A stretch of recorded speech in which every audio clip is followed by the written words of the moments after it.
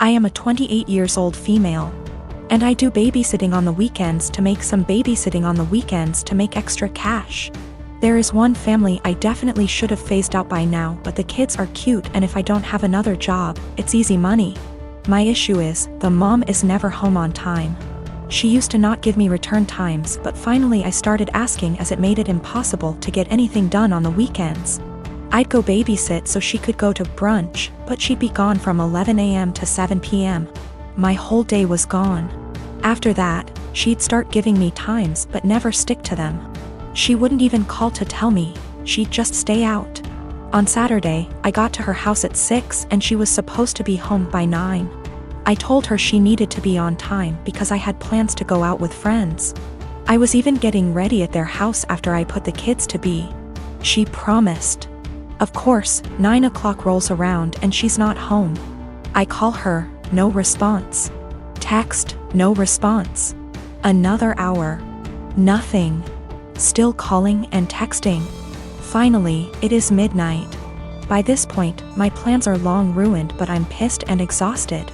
I call her and leave a voicemail saying if she's not home in the next hour, I'm considering the kids abandoned and calling the cops. I also text her this.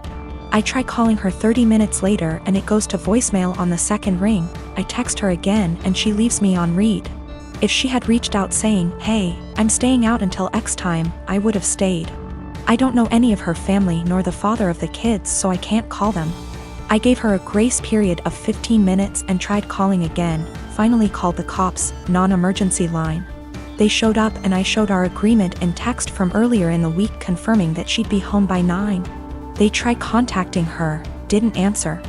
I was dismissed and they took the children to the police station.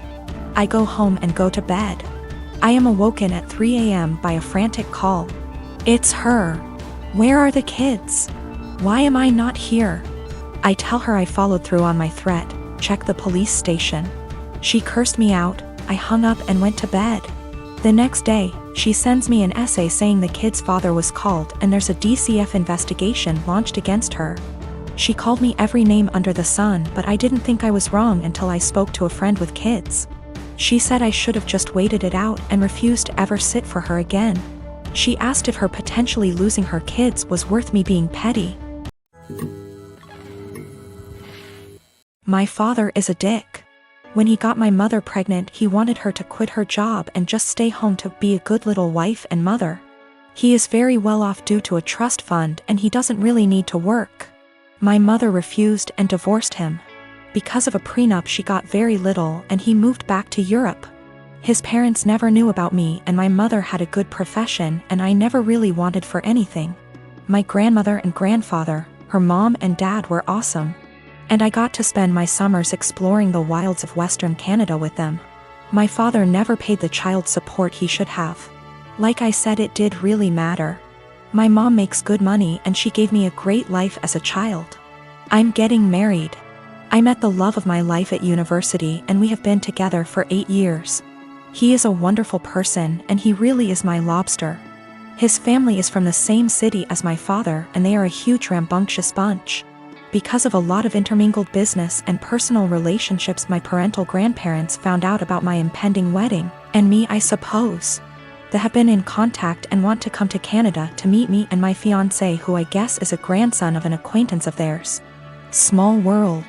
When they found out that my father had basically abandoned me to fend for myself in this world, this is honestly how they see it. They were pissed, to say the least. It is very funny because we are decidedly upper middle class here. So long story short, they had their lawyer calculate the amount of child support my father should have paid with interest, and the cost of my post-secondary education. They then gave me this as a gift. What I didn't know was that it came out of my father's yearly draw on his trust fund. He is furious because it is obviously a sizable amount and it will very much affect his finances for at least the next 2 years. He may need to, gasp, get a job.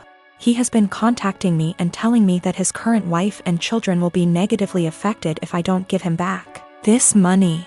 I don't really need it. And I guess I am entitled to it, and I am getting a trust fund now as well. But I really want to pay off any debt my mother may have and make sure that when she retires she can do whatever suits her fancy. I'm not giving it back. My half-siblings will not really be affected. They have trust funds set up already and their tuitions and fees and stuff are covered. My grandparents' family sets these up when a kid is born. One of the reasons my father is upset is because since he didn't bother to tell his parents about me, they did not set this up. They have since taken a good chunk of his trust fund and used it to set mine up. Realistically, the principal being separated 28 years ago would have left him in the exact same position. My mom was working on getting her PhD so she could help kids with a certain condition. That is what he wanted her to walk away from. My grandparents have sent me pictures of my family there. The coolest thing is that my grandfather looks like the granddad from The Parent Trap. My mom never remarried, but she has had a special friend since I was 5. He is amazing and taught me to swear in Colombian Spanish. I had lunch with my mom. Apparently she has no debt. Like at all. I guess she did literally write the book about the treatment for the kids she works with. She does okay for herself. I never really thought about it. We decided that what would be best is to set up a scholarship for people who want to go into her field of study. Since I am now a trustafarian, I can afford to do this. I am however going to book her and her friend a trip for after my wedding. And I am going to go pay off my car. My half-brother has posted about this. He has a slightly different viewpoint than myself. He is not in any way coming after myself or my mother. He is a young man who is disillusioned with his father. My name is Mary, and I'm expecting my first baby with my husband. This is the first grandchild in the family, in-laws, and they said that if the baby's a boy then we'll give him my father-in-law's name. He's dead due to cancer. I had no problem with that. This happened before we found out the gender of the baby. My husband and his family had me do things like attend prayers and do other rituals before the reveal at the doctor's. I didn't like that but went with it to keep the peace. Our appointment came, and it turned out to be a girl. My husband cried in the car, then turned his phone off to hide from his family, then finally told them. His mom and the others made their frustration and disappointment clear, which bothered me cause my daughter deserves to be celebrated, but they ghosted me for days, then started coming over and visiting, constantly referring to my daughter as my son, claiming the results were false and basically pretending it's a boy. I had severe fights with them after they refused to stop it. And my husband sided with them despite seeing how wrong and unreasonable what they were doing was. We didn't speak for a while. Sister-in-law called to apologize, then informed me she arranged for a baby shower for me. I was so excited and happy. But when I arrived I saw blue balloons, blue cake with father-in-law's name / decorations around. I was so confused I had to sit down. Sister-in-law explained they were still hoping the gender results are false and it's a boy. I looked at my husband and he agreed with her. I lost my temper and yelled at them all, calling them delusionals and telling them to stop treating my daughter like she's unwanted and act like she doesn't exist by throwing a party for their imaginary grandson. Mother-in-law broke down crying. I took my bag and walked out immediately. They started yelling and my husband followed me outside and started arguing about how I insulted his family and his dad's memory by acting like that.